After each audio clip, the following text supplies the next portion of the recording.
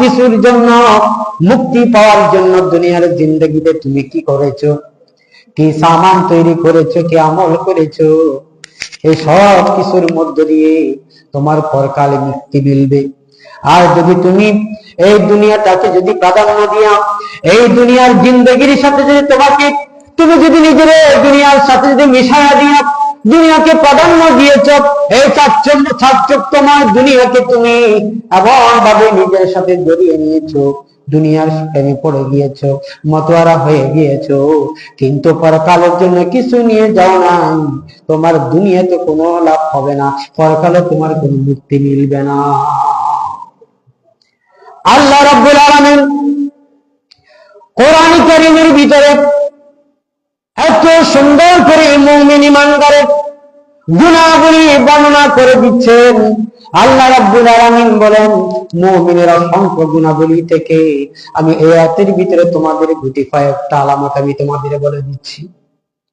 আল্লাহ রাব্বুল আলামিন বলেন, ইন্নাল্লাযীনা ইয়াতলুনা কিতাবাল্লাহি ওয়া আকামুস সালাহ।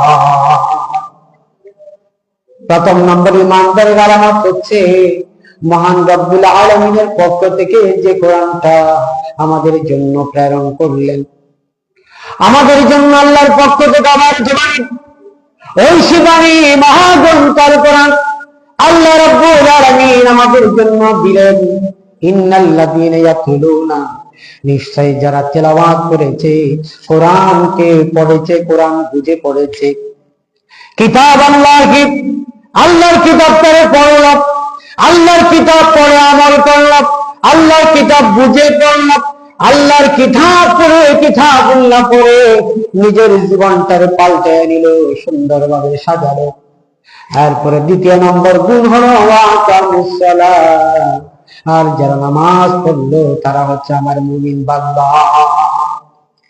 যারা নামাজ পড়লো, কোরআন তেলাওয়াত করলো, কোরআন পড়লো, কোরআন মতো নিজের জীবনটাকে গঠন করলো, এরাই হচ্ছে ঈমানদার বান্দা, তারা হচ্ছে আমার মুমিন বান্দা। এরপর আল্লাহ রাব্বুল আলামিন বলেন, আমি তোমাদেরকে পৃথিবীতে তোমাদের জন্য আমি নিয়ামত দিলাম, এমন নিয়ামত দিলাম যে নিয়ামতের শুকর গুজার করে কেউ পৃথিবীতে শেষ করতে পারবে না। আল্লাহ পাক বলেন, অসংখ্য নিয়ামত রাজির মধ্যে তোমাদের খাওয়ার জন্য মাটি ভেদ করে যে বীজগুলি আপনার কি উদ্গত হয়ে যায়, ওই বীজ থেকে যতগুলি ফসল তোমাদেরকে দেই, আল্লাহ পাক বলেন তোমাদের এই নিয়ামতগুলি দেওয়ার কারণ হচ্ছে আমার দেয়া, আমার পদেও এই নিয়ামতগুলিকে তুমি আল্লাহ পাকের আমি রব্বুল আলামিনের শুকর গুজার করবা। এরপরে কি করবে? এরপরে তুমি ওই সম্পদ থেকে আল্লাহর রাস্তায় খরচ করবা। ওয়ানফিকু মিম্মা রাযাকনাহুম, আর তুমি ব্যয় করো, খরচ করো, মিম্মা রাযাকনাহুম, তোমাদেরকে অর্থাৎ তাদেরকে, আমার বান্দাদেরকে আমি যে রিজিক দিলাম ওই রিজিক থেকে আমি আল্লাহ পাকের রাস্তায় তোমরা ব্যয় করো, খরচ করো। এটি আমার একটা ব্যবসা। আল্লাহর কোরআন, নামাজ, এরপরে হচ্ছে দান সাকাত করা, আল্লাহর রাস্তায় খরচ করা, এগুলো হচ্ছে আমার অনেক ব্যবসা, যে ব্যবসার মধ্যে কোনো ঘাটতি নাই, কোনো ঘাটতি নাই। এমন একটা ব্যবসার কথা আল্লাহ পাক আমাদেরকে জানায় দিলেন যে ব্যবসার মধ্যে কোনো লস নাই, কোনো ক্ষতি নেই। কিন্তু আমরা দুনিয়ার মধ্যে এত ব্যবসা বাণিজ্য করি, লাভ লোকসান মেনে আমরা ব্যবসা করি।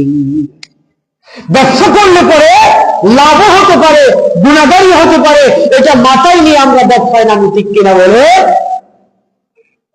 এটা মাথায় নিয়ে আমরা ব্যবসা করি। জমিনে চাষ করলাম, দান করলাম, গম করলাম, জব করলাম, মরিচ করলাম, আলু করলাম, শিম করলাম, বিভিন্ন ধরনের ফসলাদি করলাম, কিন্তু এই ফসল থেকে কিছু নষ্ট হবে আর কিছু আমার জন্য লাভ হবে, এটা মেনেই তো লক্ষ লক্ষ টাকা জমিনের মধ্যে আমি ফেলে দিয়েছি। আমি জমিনের মধ্যে বীজ বপন করার জন্য খরচ করেছি, তিনটার মধ্যে লাভ আর লোকসান এই দুটা মাথায় নিয়ে আমি এই ব্যবসা করেছি। কিন্তু আল্লাহ পাক আমাদেরকে আমার এক ব্যবসার কথা বলেন, যে ব্যবসার মধ্যে কোনো ক্ষতি নাই, যে ব্যবসার মধ্যে লাভ ছাড়া কোনো ক্ষতি না। وأنفقوا مما رزقناهم سرا وعلانية। ও বান্দা, তোমাদেরকে দান দৌলত জাহির করে দিয়েছি, এর থেকে যেই সকল বান্দা গোপনে কেউ না জানে এমন অবস্থার মধ্যে দান সাকাত করলো, খরচ করলো আল্লাহর রাস্তায়, এবং আবার গোপনে করলো, আবার আপনার কি প্রকাশ্যে করলো, আল্লাহ পাক বলছেন তারা এমন একটি ব্যবসার আশঙ্কা করে, ইয়ারজুনা আশা করে, কি আশা? তিজারাতান লান তাবুরা, এমন এক ব্যবসা যে ব্যবসার মধ্যে কোনো লোকসান না। সুবহানাল্লাহ। আমাদের আল্লাহ পাক টাকা দিলেন, পয়সা দিলেন, এই টাকা পয়সা দান দৌলত থেকে আল্লাহর সাথে ব্যবসা করে আমরা লাভবান হতে পারি না। এখন কিন্তু আমরা ব্যাংক ব্যালেন্স করে অথবা ঘরের বাসের মধ্যে রেখে অথবা বালিশের নিচে রেখে আমরা টাকার উপর